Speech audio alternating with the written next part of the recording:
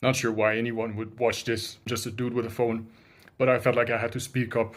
So this is a message to all Americans from one of your neighbors up north, a Quebecois. My name is Axe, and this is going to be about Ukraine. I've heard a lot of shit over the past few weeks, so let's go over it. 1. On asking Ukraine for compensation for the help given. Have you forgotten about the war for independence? Has France ever asked you for compensation for keeping you in the fight?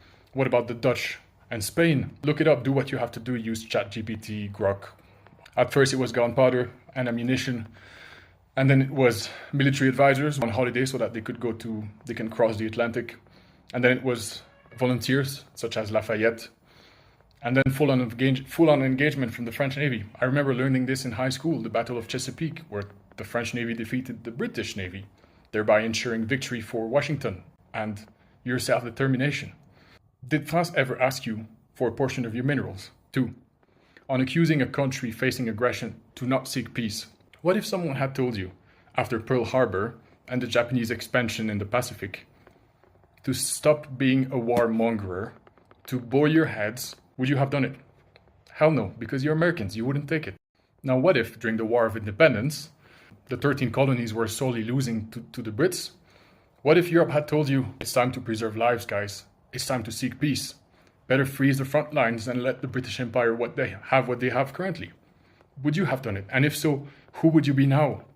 And maybe that's why it's history repeating itself. It's a lesser known fact, but the French people were so angry at the amount of money and support that France had sent America that it has been credited as one of the leading contributory causes to the French Revolution.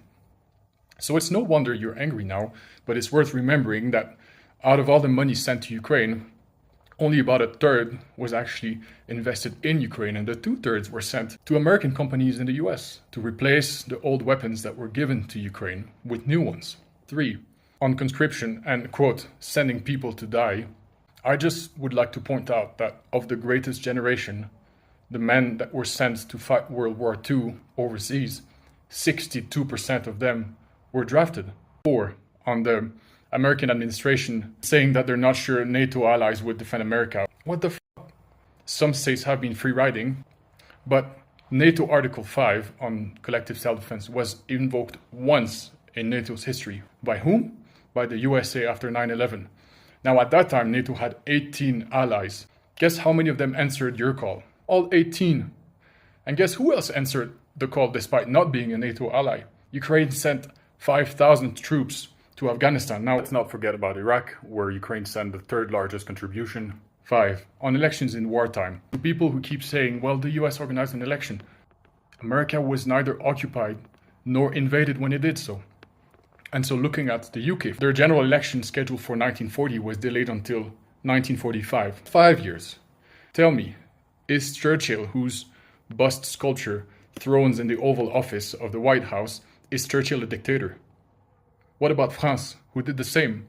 And all other allied power who couldn't hold an election when the country was at least partially invaded. Now the fact is, law in Ukraine prohibits elections when martial law is in vigor. That's their constitution. Now, how would you react if someone else, a non-American, told you to deviate or break your own constitution? You'd send them to hell. Lastly, before any smartass tells me, why don't you go fight in Ukraine if you love Ukraine so much? Well, I did. See, if we don't fight for the values that we hold dear when they are attacked abroad, then we risk losing them here too. So, I speak to you now as a former team leader for the 3rd Special Purpose Battalion of Ukraine's International Legion. And let me tell you what I saw in Ukraine.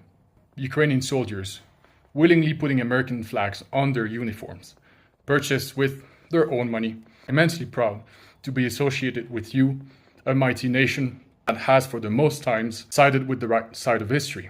We're talking here Russian-speaking Ukrainians, as the majority of the Ukrainians I fought alongside, a lot of them born and raised during Soviet times, willingly putting American flags and American swag on their bags, plate carrier, on their shoulders, proud to be defending freedom. Not only this, I fought alongside American volunteers, patriots, animated by the same spirit which I think animated the fathers of your constitution, spirit of self-determination, a refusal to bow to empires. These American patriots, a lot of them gave their lives. They simply wanted the same for Ukrainians: independence, self-determination. To conclude this, I'm not asking you to be someone else. Just remember your history. Remember who you are. If someone invaded 20% of your country, you would not let them convince you to stop fighting. Because you're Americans, you would fight to the last. Tell your elected members, tell your congressman, congresswoman, call them. It's up to you.